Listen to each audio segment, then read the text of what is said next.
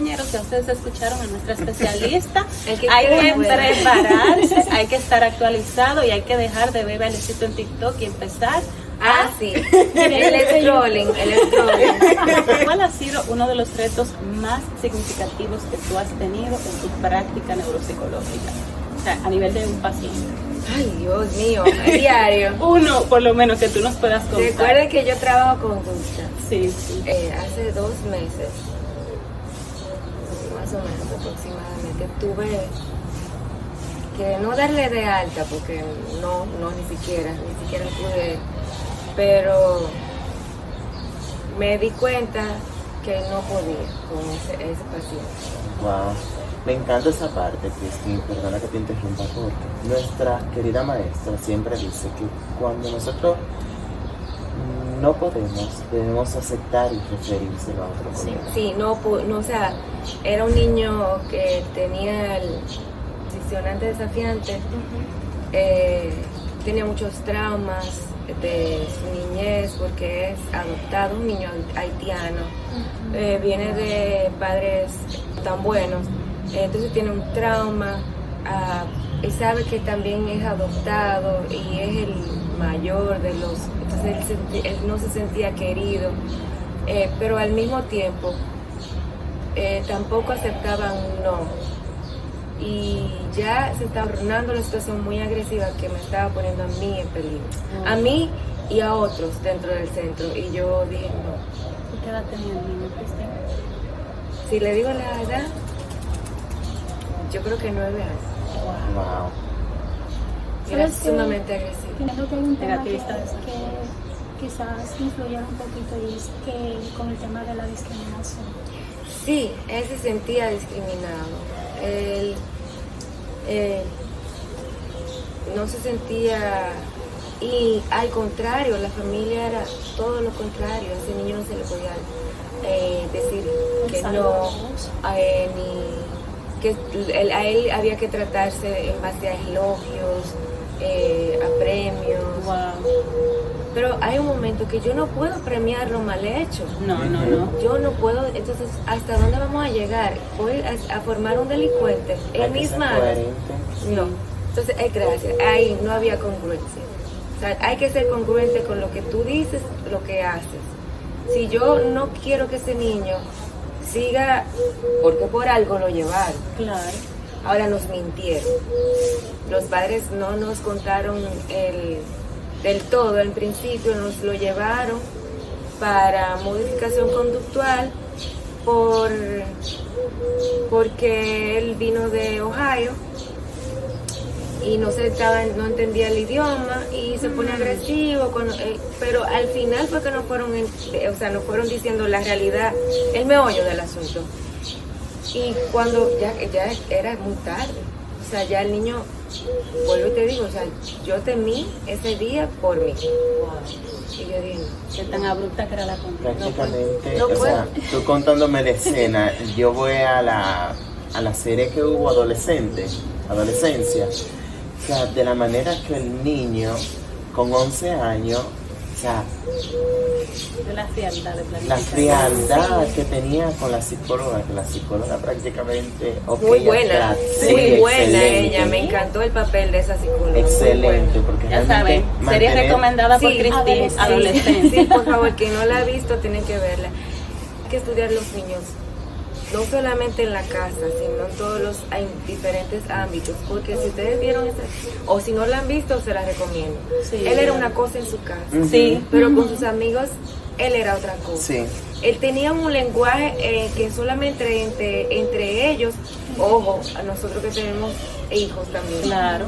que solamente entre ellos lo entendían. Por ejemplo, yo aprendí lo de los corazoncitos, que los colores y todo Sí. eso, viendo esa serie. Y yo... Ay, Dios mío, cuántos corazones yo he mandado que no debí mandar. ¿Y de qué fue lo que dije en ese Ay, momento? Dios mío, yo nunca lo supe. Pero lo que les digo, hay que mantenerse actualizado. Es una forma de tú, porque no solamente son los libros, viajar, conocer otra cultura. O sea, lo que ustedes puedan hacer para crecer como ser humano, le va a aportar. Claro. Y sí, ese fue mi reto. Primer niño en no sé cuántos años que tengo ejerciendo, que dije, no puedo, Wow. no puedo. Pero es de valiente, o sea, te felicito honestamente. Y yo amo mi trabajo. O sea, Se el que me nota. conoce, el que me conoce lo sabe. o Sale sea, por los poros. sí, el que me conoce lo sabe. Yo tengo ya más de 10 años, ¿qué? 16 tiene mi hija, entonces ya de ahí te das cuenta, Wow. mucho antes de la niña nacer. Pero no, no pude. Wow. Cristín, ¿y qué habilidades a nivel cognitivo tú entiendes que debe de tener un estudiante de psicología que quiera dedicarse a la neuropsicología como especialidad? Bueno, a nivel cognitivo, tienen que preparar su memoria, tienen que preparar su atención. Primero su atención y luego su memoria, porque si no ponemos atención no vamos a recordar. A los que andan en el mundo de Yupi mientras están viendo este... Sí, trabajar su inteligencia emocional, aunque eso no sea per se cognitivo, pero un control de impulso, que sean personas que aplicadas, sumamente aplicadas. No déjale todo a ChatGPT. No, por favor. Por favor. ¿Dónde está la neuroplasticidad? ¿Dónde No. está el reto que tú te pones como ser humano de tú todos los días encontrar una nueva solución? Si tú todo se lo dejas a ChatGPT, yo veré, hay un meme que no es tan viejo que decía que tenía que ver con las siliconas y no sé, Sí, que vamos sí. a ver. Sí. Vamos a ver tanta persona muy linda, muy fit, pero el cerebro, entonces lo veremos loco o Gris o- totalmente. con sin Alzheimer porque no tienen más que eso, más que colágeno Físico. o verdad o Botox. Entonces, tú sabes, hay que tener cuidado un poquito con eso. Amplíanos un poquito más sobre eso, Cristín, porque yo sé que las IAs son herramientas utilísimas para uno poder sacar quizá como un apoyo, pero cuéntanos un poquito sobre los riesgos que tiene el uso excesivo de las IAs en la práctica de la psicología. Mira, todo depende la IA surgió por una necesidad de nosotros, creada por nosotros mismos, porque todo se hace en base al ser humano. Fue creada por un ser humano. O sea, Se cree. creo yo. A menos que no haya venido el extraterrestre, yo no sé, y lo hizo en conjunto. Retos, tenemos que saber hasta qué punto nosotros compartimos información personal con las inteligencias artificiales, y porque no sabemos hasta dónde va a llegar. A veces da hasta miedo. Sí. A veces da hasta miedo. Pero de algo que yo estoy segura es que nunca nos van a derribar a nosotros. Porque el ser humano es ser humano. Una inteligencia artificial no te va a poder, al menos por ahora, no va a saber verte y saber que tú estás ansioso. No va a poder conocer las emociones. Y nosotros somos emociones. Entonces ahí yo creo que va a haber una limitante para la IA, porque no va a saber cuando yo tenga ansiedad o tenga depresión o esté bajo un alto nivel de estrés. Sí dicen, hay muchos apps y todo eso, pero no, yo no creo que lo que hay que tener cuidado con lo que manejamos y no dejarnos llevar. No dejarnos, vuelvo y digo, pongo el ejemplo, o vamos a hacer silicones o botox andantes, pero sin ningún norte, porque no vamos a tener nada aquí. Exacto. Entonces, ¿hasta qué punto vamos a llegar? Totalmente. Entonces, Cristi, a mí me gustaría saber qué errores o fallas ves frecuentemente en estudiantes que se acercan a esta rama, a la rama de la neuropsicología. ¿Cuáles son esos errores más notables? Errores. Yo no podría llamarle errores, porque recuérdense que esto es un ensayo-error. Sí, exacto. Entonces, yo no, como decía un filósofo famoso, yo solo sé que no sé nada. Entonces, yo no está en mí juzgar, al contrario. Está en mí acompañarlo o ayudar a ese paciente o a ese colega. Yo lo considero colega. Eso me gustaba a mí cuando yo entré a estudiar medicina, que de una vez te dicen doctor. Ah, sí. Entonces, ya somos colegas, Claro. Entonces yo no, ¿qué te digo? Porque los errores los cometí yo, igualito, Entonces, ¿qué sería eso que no toman en cuenta? Cuando van como a acercarse a la rama de la neuropsicología, que tú dirías, bueno, tal vez no es un error, pero como a nivel de compromiso con la carrera, que tú entiendes que uno debe de tener muy en cuenta. No tienen que tener mucha paciencia. Tienen que tener mucha paciencia, porque no todo es ya. Todo tiene su tiempo. Y todo tiene su hora. Y es bueno recalcar que es eso de la paciencia, porque es que muchos pensamos que, ok, fuimos a la universidad, estudiamos, ya nos graduamos, listo. Sí. Y por ejemplo, eso mismo, no creas que tú, aunque lo he visto y gracias a Dios hay mucho campo. El campo está hecho. Está en nosotros sembrarlo y ponerlo a producir. Es solo eso, la paciencia. Tienes que saber que no todo es ya y que si saliste mañana cuando estés haciendo tu maestría, te saliste de tu pregrado, hiciste tu posgrado, empieza a relacionarte, empieza a conectar, no importa. Puede ser con centros educativos, puede ser con centros psicológicos, que hay muchísimos ya en Santiago. ¡Wow! Sí, muchísimos centros de bienestar. Me he sorprendido con sí. eso. Pero Ya eso está saben. bien. Socializar con el entorno donde queremos desarrollar. Presten atención a estos tips que Tienen que socializar, tienen que conectar con la sociedad tuya, porque de nada te sirve que a ti no te conozcan. Si a ti no te conocen, ¿cómo tú vas a llegar? O sea, tú sabes que la reputación de boca en boca es mejor que la de radio, Instagram. Sí. Si tú caíste bien, olvídate. Igual que si caíste mal, también olvídate. Entonces conectar. Bien. La última pregunta, y es Sí que ¿qué consejo le daría a un estudiante que quiere especializarse en neuropsicología? Bueno, yo creo que va de la mano con lo último que dije. O sea, es una carrera muy linda, porque la neuropsicología no solamente trata de evaluar, sino también nosotros ayudamos a la rehabilitación de esos de esa falta de atención, de esa falta de memoria, y es bonito ver cómo llegó ese paciente y cómo se va. Wow, Maravilloso. Cómo se va. Y lo que lograron juntos. Entonces, Argenis dijo que era la última pregunta, pero en realidad yo tengo Ok, adelante, otra que me señorita. gustaría escuchar. Hace un ratito, cuando hablábamos del neurodesarrollo, todo eso, mencionabas la logopedia. Sabemos que también hay otro enfoque que es muy utilizado, que es la psicoterapia transpersonal. A mí me gustaría saber, tú como neuropsicóloga, ¿cómo entiendes que estos enfoques pueden ayudar a un paciente tuyo que se encuentra estancado en un bache a salir de ahí y lograr esos objetivos que tiene? Bueno, si nos vamos al individuo, sabemos que el individuo es un todo. Y que tenemos que lograr de que se logren todas las metas a nivel personal.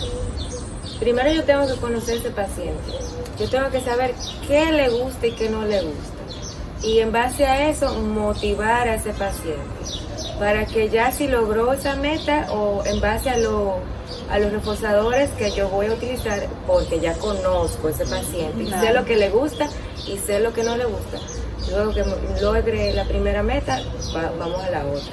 Entonces, sí, va de la mano, yo creo que sí, y como siempre he dicho, no creer que uno se lo sabe todo, sino utilizar lo dije ahorita también, los colegas. La neuropsicología sola no puede.